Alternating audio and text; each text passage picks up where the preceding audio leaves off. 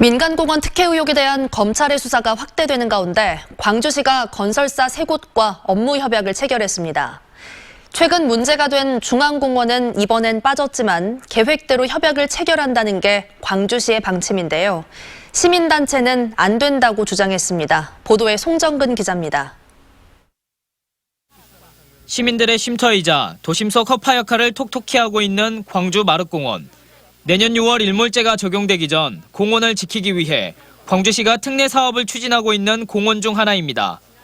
공이 또 여기 아파트까지 내려와서 놀거든요. 그러면 그런 환경들이 너무나 좋아가지고 저는 죽을 때까지 여기서 이사 안 가고 살아야겠다는 생각을 하고 있거든요.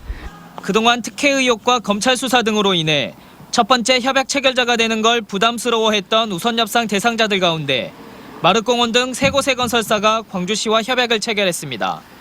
민간공원 특례 사업 대상 지역 9곳 가운데 3곳이 공원 조성을 위한 사실상의 절차에 들어간 겁니다. 이 건설사들은 협약 체결 이후 1개월 이내에 토지 보상금의 5분의 4 이상을 현금으로 예치하면 공식적인 사업 시행 자격을 얻게 됩니다. 사업 시행자가 되면 토지 물건 조사부터 환경 영향 평가 등 실시계획 인가를 위한 행정 절차를 진행할 수 있게 됩니다. 마륵공원과 봉산 신용공원의 우선 협상 대상자와 오늘 협약 체결을 한 광주시는 늦어도 다음 달 초까지 모든 공원의 우선 협상 대상자와 협약 체결을 마무리한다는 계획입니다. 검찰 수사를 받고 있는 중앙공원 1, 2지구 역시 법원 판결이 아직 안 나온 만큼 계획대로 협약을 체결하겠다는 입장입니다. 하지만 시민단체들은 비리 의혹이 제기되고 있는 건설사들에 대한 재평가 이후 사업을 추진해야 한다고 말합니다. 어떤 결탁과 혹은 유착이 있었던 것이 아닌가라고 하는 의구심을 하고 있는 것 같습니다. 그래서 이런 부분이 분명하게 해소가 되지 않는다라고 하면 이 특례 사업의 사업자로서 광주시가 협약을 하는 것은 합당하지 않다.